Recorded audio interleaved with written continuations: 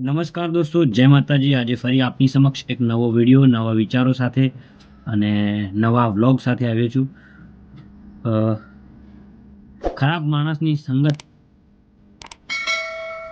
કોલસા જેવી હોય છે। સળગતો હોય તો હાથ બાળે અને ઠંડો હોય તો હાથ કાળા કરે।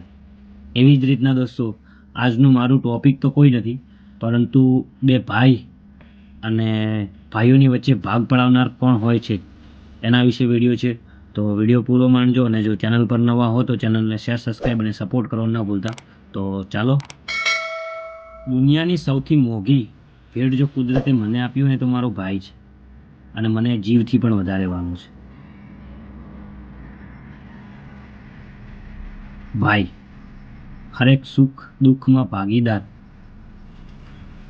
હરેકમાં સાથ સહકાર અને સપોર્ટ કરનાર ભાઈ હોય છે। દોસ્તો, ભાઈના વખાણ કરું એટલા ઓછા હોય છે। અને આજે એક હકીકત સ્ટોરી અને એક રૂબરૂ વાત સાંભળી ત્યારે મનથી દુઃખ થયું કે ખરેખર આવું પણ હોય છે। દોસ્તો, બે ભાઈ હોય છે, બે ભાઈની વચ્ચે અઢળક પ્રેમ હોય છે। હરેકમાં સાથ સહકાર અને સપોર્ટ, એકબીજાના કામની અંદર એકબીજાને કામ બતાવવું ને એકબીજાના કામની અંદર ભાગીદાર થવું, અને કંઈ પણ કામકાજ હોય તો બે સાથે મળીને એ કામને પાર પાડે, એવા બંનેનો પ્રેમ। પછી દોસ્તો, એ ભાઈની વચ્ચે એક ભાઈના લગ્ન થાય છે। લગ્ન થાય એટલે થોડા મહિના બે ભેગા રહે, સાથે રહે છે, સાથે કામ કરે છે, અને થોડો ટાઈમ પછી બીજા ભાઈના લગ્ન થાય છે દોસ્તો। અને બીજા ભાઈના લગ્ન થાય એટલે છતાં બી ચાર જણ રહે છે, ચારે ચાર સાથે સંગાથી રહે છે, પતિ પત્નીને બંને, અને ચાર સાથ રહીને સાથ સહકારથી કામ કરે છે, ખેતરનું કામ કરે છે, કોઈ બી ગમે તેવું કામકાજ હોય તો સાથે કરે છે। પણ એક સમય દોસ્તો એવો આવે છે ને કે બે ભાઈઓને અલગ થવું પડે છે। વિચારવા જેવી વસ્તુ છે કે બાળપણથી લઈ અને જવાની અને 30-35 વર્ષની ઉંમર સુધી બે સાથે રહે છે, અને અચાનક એવો સમય આવે છે કે બંનેને અલગ થવું પડે છે। દોસ્તો, વિચારવા જેવી વસ્તુ તો એ છે કે 30થી 35 વર્ષ સુધી એ સાથે રહે છે, અને પછી એક સમય એવો થાય છે કે બંનેને અલગ થવું પડે છે। એટલે વિચાર આવે કે કોઈકના ઘરેથી આવેલી દીકરી કે બેન, એના કારણે બંનેને જુદું થવું પડે છે। એટલે વિચારવા જેવી વસ્તુ છે કે કદાચ લગ્ન ના કર્યા હોત તો એ બે સાથે જ હોત ને,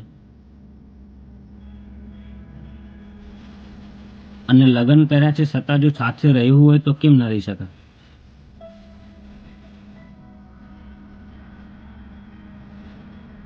સમય એવો આવે છે, એકબીજાની કાપણી થાય છે, એકબીજાની વાતો થાય છે, અને એકબીજાના આગા પાછી થાય છે। તમારો ભાઈ આમ છે, તમારો ભાઈ આમ છે, તમારો નાનો ભાઈ આમ છે।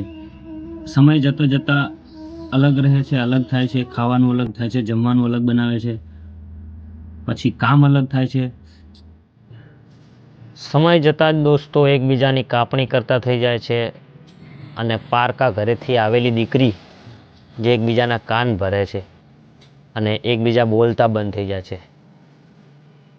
અને એકબીજા કામ કરતા એકબીજાનું બંધ થઈ જાય છે। એટલે વિચારવા જેવી વસ્તુ તો એ છે કે કદાચ આગા પાછી કર્યા વગર જો સાથ સહકાર અને બેનને ભેળા રહ્યા હોત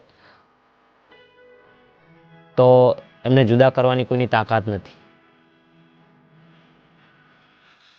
અને કહેવાય છે ને, એક સારા ઘરની સ્ત્રી અને સારા ઘરની દીકરી આવી જાય તો કુળ ઉજાડી દે છે, અને જો એવા ઘરની સ્ત્રી આવી જાય ને તો ઘર કુળ ઉજાડી પણ દે છે, કુળનો નાશ કરી નાખે છે।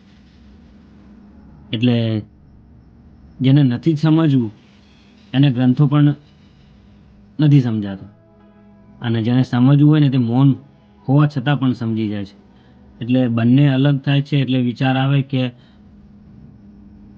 આજે ભેગા હતા ને હવે શું થયું છે, અલગ થયા છે। એટલે દોસ્તો, મારું તો કહેવું એટલું જ છે કે તમે જે સમાજમાંથી હો,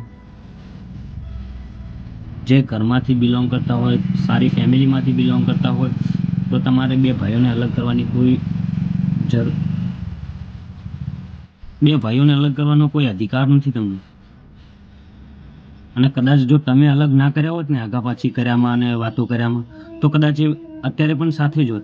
અને કદાચ એમ કહેવાય કે ભવિષ્યની અંદર ઉંમર 50 થી 60 વર્ષ થઈ જાય છતાં પણ એ સાથે જ રહો. એટલે દરેકને મારી નમ્ર વિનંતી અને હાથ જોડીને પ્રાર્થના કરું છું કે ક્યાંય પણ આવા બે તમે ભાઈઓ સાથે રહેતા હોય તો સાથ સહકારથી રહો. અને જે પણ ફેમિલીમાંથી તમે બિલોંગ કરો છો, જે પણ ફેમિલીમાંથી કઈ બેન દીકરી, એને પણ કહું છું કે ભાઈઓમાં ભાગ ના પડાવશો. અત્યારનો જમાનો બહુ ખરાબ છે અને જો તમે વિચારો તો ભેગા રહીને પણ ઘણું બધું થઈ શકે છે.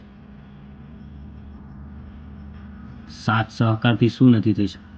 કહે છે ને કે ભાઈ જેવો કોઈ ભાગીદાર ના હોય અને ભાઈ જેવો કોઈ સાથી ના હોય. બસ આટલું જ છે દોસ્તો. ત્યાં સુધી આપણે એક નવા વિડીયો સાથે, નવા વિચારો સાથે ફરી મળીશું. અને જો ચેનલ પર નવા હો તો ચેનલને શેર, સબસ્ક્રાઈબ અને સપોર્ટ કરવા ના ભૂલતા. જય માતાજી, જય શ્રી કૃષ્ણ.